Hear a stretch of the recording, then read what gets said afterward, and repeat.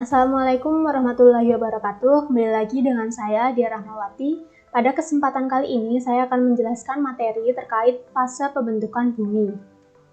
Ya, sebelum kita mulai pembelajaran, alangkah lebih baiknya kita berdoa terlebih dahulu menurut agama dan kepercayaan masing-masing. Berdoa dipersilahkan. Berdoa selesai. Baik, pada pertemuan kali ini kita sudah memasuki KD 3.3, yaitu tentang bumi sebagai ruang kehidupan. Nah, untuk kompetensi dasarnya, yaitu menganalisis dinamika planet bumi sebagai ruang kehidupan. Untuk indikatornya, pada pertemuan kali ini hanya kita bahas satu indikator, yaitu memahami teori pembentukan planet bumi. Dan untuk rencana evaluasinya akan diberikan tugas individu. Nah, pada pertemuan kali ini materi kita adalah teori pembentukan planet bumi. Nah, untuk teori pembentukan planet bumi ini akan dibagi menjadi dua pertemuan. Untuk pertemuan pertama ini hanya akan dibahas mengenai fase pembentukan bumi, sedangkan untuk pertemuan minggu depan akan dibahas materi teori pembentukan planet bumi. Oke, jadi kita langsung saja masuk ke materinya. Bumi adalah satu-satunya planet kehidupan, karena sampai saat ini belum ada planet lain di tata surya atau jagat raya yang dapat dijadikan tempat tinggal makhluk hidup. Nah, selain itu, bumi juga disebut dengan planet biru. Kenapa kok bisa disebut dengan planet biru?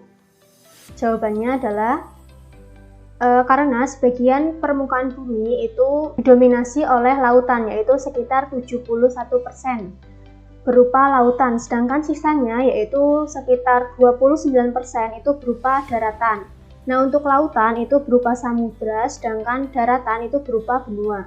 Oke, kita bahas mengenai macam-macam samudra dan juga benua yang ada di dunia. Nah, untuk benua itu di dunia dibagi menjadi 6. Yang pertama ada benua Asia, ditunjukkan oleh nomor 1, kemudian yang nomor 2 ini merupakan benua Amerika. Untuk yang atas itu benua Amerika Utara, sedangkan yang bawah adalah benua Amerika Selatan. Lalu yang ditunjukkan oleh nomor 3 ini merupakan benua Afrika, nomor 4 adalah benua Eropa, kemudian nomor 5 adalah benua Australia, dan yang nomor 6 ini adalah benua Antartika. Lalu yang samudra di bagian A ini merupakan samudra Atlantik. Kemudian yang B ini wilayahnya ada 2, di sebelah barat dan juga sebelah timur itu merupakan samudra Pasifik.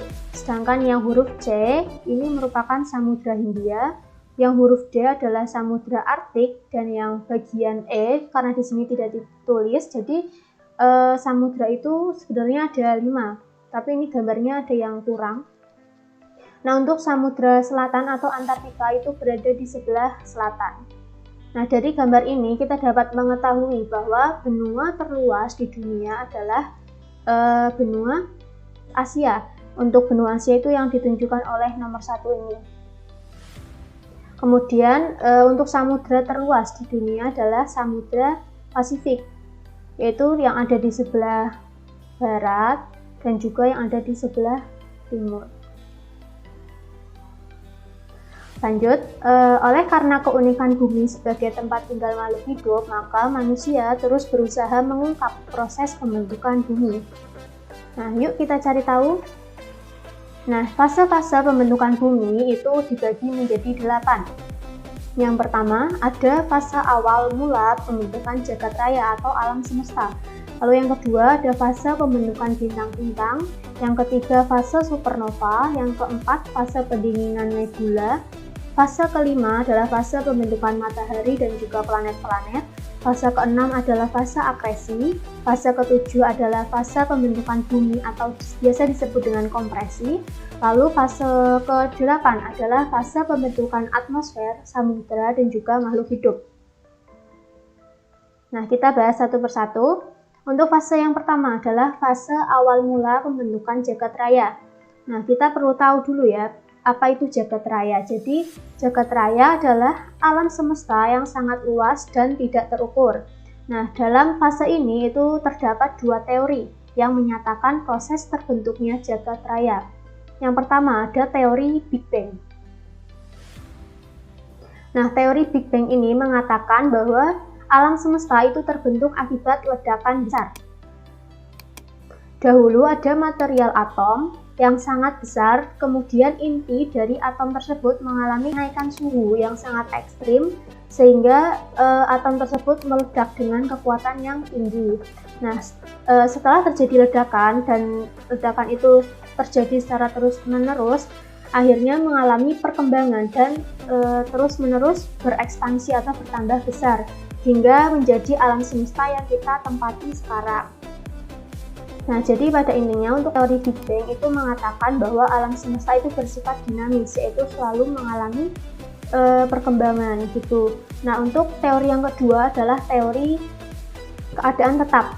Nah, teori ini mengatakan bahwa alam semesta itu tidak memiliki awal dan juga akhir. Jadi, alam semesta itu selalu dalam keadaan tetap dari dulu hingga sekarang, tidak ada perubahan. Nah, teori ini merupakan kebalikan dari teori Big Bang.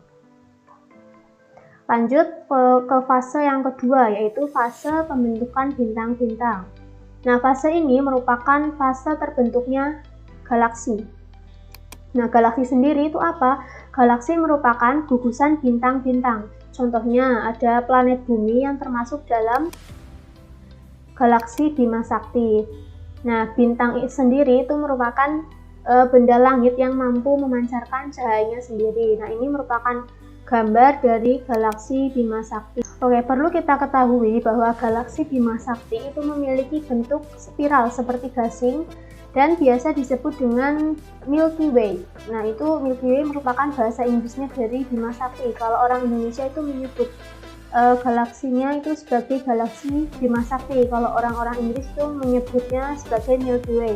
Kenapa kok disebut dengan Milky Way? Karena dari kejauhan galaksi kita itu terlihat seperti jalur tisu berwarna putih gitu.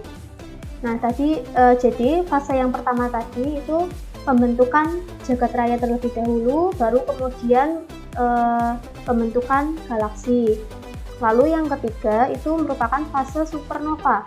Nah, fase ini merupakan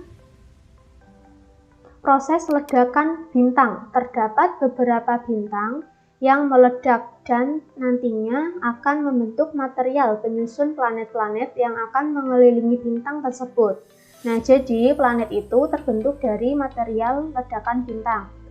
Nah, jadi di fase sebelumnya itu kan terbentuk galaksi. Galaksi itu kan gugusan bintang-bintang. Nah, dari gugusan bintang itu tentunya kan terdapat banyak bintang gitu. Nah, beberapa bintang tersebut meledak dan membentuk material penyusun planet. Nah, untuk gambarnya, contohnya ini yang diberi tanda panah itu menunjukkan bintang sebelum meledak. Nah, yang ini merupakan bintang setelah meledak. Nantinya hasil ledakan ini merupakan material untuk menyusun material penyusun planet seperti itu. Oke, lanjut ke fase yang keempat, yaitu fase pendinginan nebula. Nah, jika di fase supernova itu ledakan bintang menghasilkan material, nah nantinya di fase pendinginan nebula ini nantinya material tersebut akan mendingin dan membentuk sebuah planet. Lalu fase yang kelima adalah fase pembentukan matahari dan juga planet. Nah, pada fase ini itu mulai terbentuk tata surya dengan matahari sebagai pusatnya. Dalam fase ini itu terdapat beberapa teori yang mengatakan atau menjelaskan tentang terbentuknya tata surya. Nah, pada PowerPoint ini saya memberikan 5 contoh dari teori terbentuknya tata surya. Yang pertama, teori nebula. Nah, teori nebula ini dicetuskan oleh Immanuel Kant dan juga Laplace. Beliau mengatakan bahwa tata surya berasal dari gas atau kabut tipis yang sangat luas dan berputar. Nah, ketika berputar, massa terbesar itu kan otomatis berada di tengah. Nah, karena berada di tengah, kemudian massa yang berkumpul di tengah itu akan membentuk matahari, sedangkan massa tipis yang berada di sekelilingnya itu akan menjadi planet yang nantinya akan berputar mengelilingi matahari. Jadi pada intinya untuk teori nebula itu tata surya berasal dari gas atau kabut tipis yang berputar. Lanjut ke teori yang kedua adalah teori planetesimal. Ini dicetuskan oleh Morton dan juga Chamberlain. Nah, pada mulanya itu matahari sudah ada, lalu pada suatu waktu matahari tersebut berpapasan dengan sebuah bintang dengan jarak yang cukup dekat, sehingga terjadi pasang naik pada permukaan matahari maupun bintang tersebut. Nah, serta sebagian material dari massa matahari itu tertarik ke arah bintang yang lewat tadi. Nah, pada waktu bintang tersebut menjauh, sebagian dari massa matahari jatuh kembali ke permukaan matahari dan sebagian lagi terhambur keluar angkasa di sekitar matahari. Nah, hal inilah yang dinamakan dengan planetesimal, yang kemudian hamburan-hamburan material tadi akan menjadi planet-planet yang akan beredar mengelilingi orbitnya, yaitu matahari. Nah, ini ada gambarnya.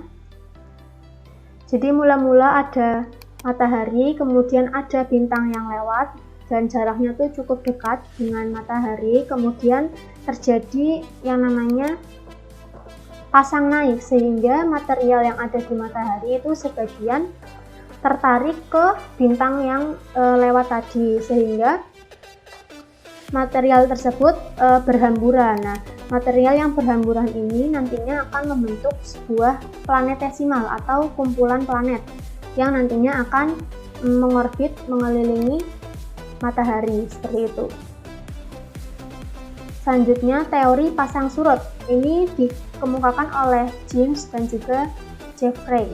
Nah, awalnya itu hanya ada satu matahari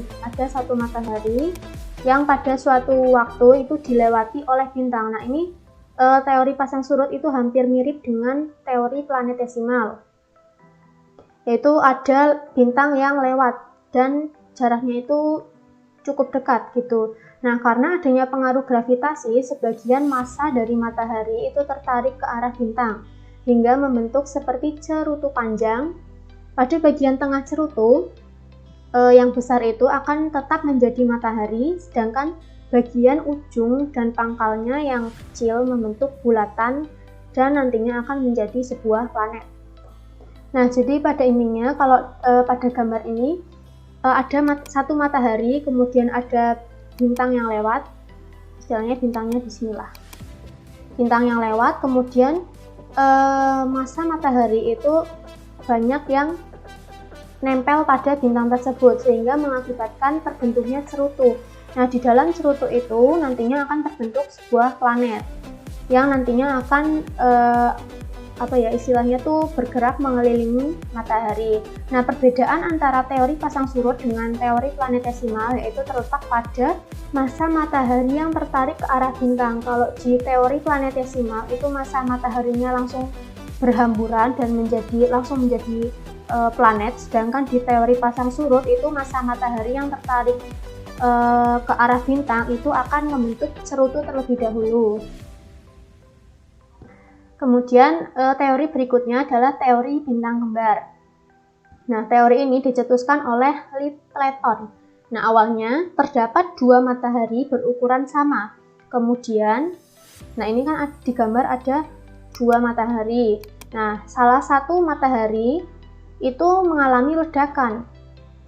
Ledakan tersebut itu berasal dari tumbukan dari bintang lain, yaitu bintang yang ketiga tiba-tiba datang dan menubruk salah satu matahari tersebut dan akhirnya salah satu matahari tersebut meledak gitu. Nah, hasil ledakan itu akan membentuk material planet yang nantinya akan mengelilingi matahari yang masih utuh. Seperti itu. Selanjutnya adalah teori awan debu. Ini dikemukakan oleh Weizsäcker dan juga Kuiper.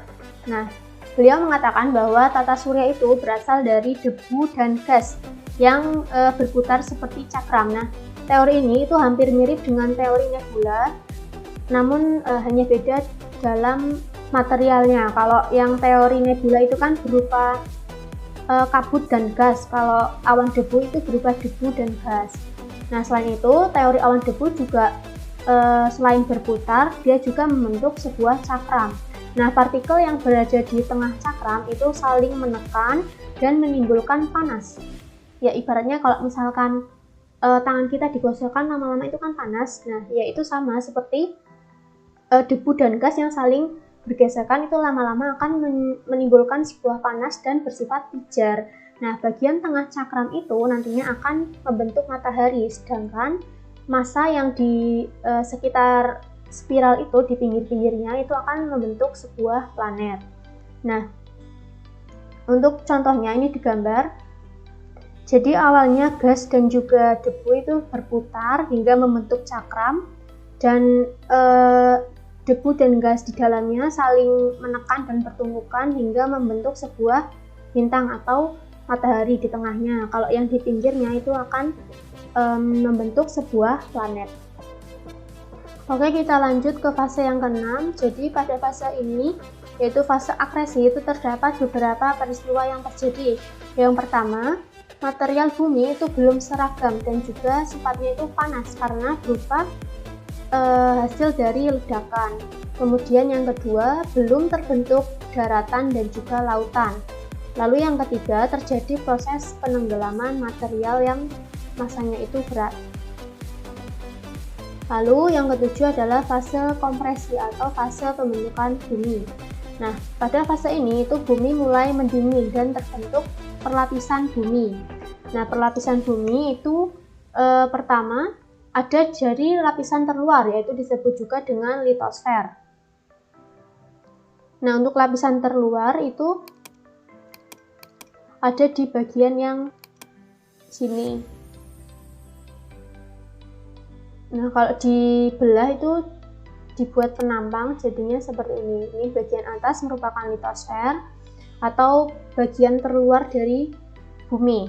Itu terdiri dari kerak benua tadi yang daratan dengan tebal 35 km, tersusun dari lapisan silisium dan aluminium atau bisa disingkat dengan lapisan sial. Itu kalau benua, sedangkan kalau kerak samudra yaitu berupa lautan, tebalnya itu sekitar 65 km. Nah, lapisan ini tersusun dari silisium dan juga magnesium atau biasa disingkat dengan sima. Yang kedua adalah lapisan mantel, yaitu di dalam mantel itu terdapat yang namanya astenosfer. Nah, ini astenosfer ini merupakan lapisan dengan tebal sekitar 2900 km berupa material yang cair dan kental serta berpijar dengan suhu sekitar 3000 derajat Celcius. Ini maksudnya derajat ya, derajat Celcius. Nah, kemudian lapisan yang paling dalam dari bumi yaitu disebut dengan barisfer atau biasa disebut dengan inti bumi. Nah, itu dibagi menjadi dua lapisan. Ada inti luar atau di sini digambarkan itu outer core. Itu berupa cairan kental dengan suhu sekitar 3900 derajat Celcius. Lalu untuk yang inti bagian dalam itu berupa zat padat dengan suhu sekitar 4800 derajat Celcius. Ditunjukkan pada gambar yang ini. Ini inti dalam, ini inti luar. Kalau yang tadi ini adalah astenosfer dan yang pertama ini adalah litosfer.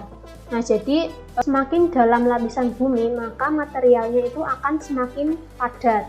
Baik, kita lanjut ke fase yang ke-8, yaitu fase pembentukan atmosfer, samudra, dan makhluk hidup. Untuk pembentukan atmosfer itu tidak jauh dari proses pembentukan bumi. Jadi gaya berat yang dimiliki bumi itu meningkatkan tekanan. Akibatnya bahan yang berat seperti besi akan tertekan dan tenggelam ke dalam bumi. Jadi material yang berat itu akan berada di bawah, sedangkan material yang ringan akan muncul dan mengapung ke permukaan hingga membentuk kerak bumi. Nah, ketika cahaya matahari itu sampai ke bumi akan menyebabkan adanya pemanasan, sehingga nantinya akan menyebabkan terbentuknya uap air dan juga gas-gas lain hingga membentuk sebuah atmosfer. Nah, selanjutnya untuk pembentukan samudra, itu diawali oleh terkumpulnya uap air di atmosfer dalam waktu jutaan tahun, akhirnya nantinya akan dijatuhkan sebagai hujan untuk pertama kalinya. Dan intensitasnya itu cukup tinggi dan waktunya sangat lama.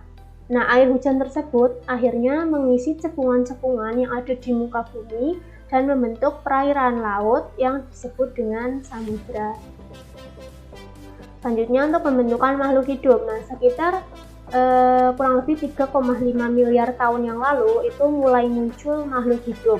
Nah, makhluk hidup yang muncul itu berbentuk pertama kali yang ada di makhluk hidup yang ada di permukaan bumi itu berbentuk sel mikroskopis. Nah, setelah itu barulah muncul makhluk hidup yang lain seperti hewan, kemudian tumbuhan, dan juga manusia. Nah, untuk fase pembentukan bumi sudah selesai. Sebelum kita akhiri, mari kita buat kesimpulan terlebih dahulu. Jadi dapat disimpulkan bahwa pembentukan bumi itu diawali dengan pembentukan tata surya berjuta tahun yang lalu. Hal ini dijelaskan dalam 5 teori, yaitu ada teori nebula, lalu ada planetesimal, teori pasang surut, teori bintang kembar, dan juga teori awan debu. Nah, kemudian pembentukan bumi terjadi secara bertahap, yaitu diawali dengan fase Big Bang atau fase pembentukan jagat raya, lalu disusul dengan pembentukan bintang-bintang atau pembentukan galaksi, lalu ada pendinginan nebula,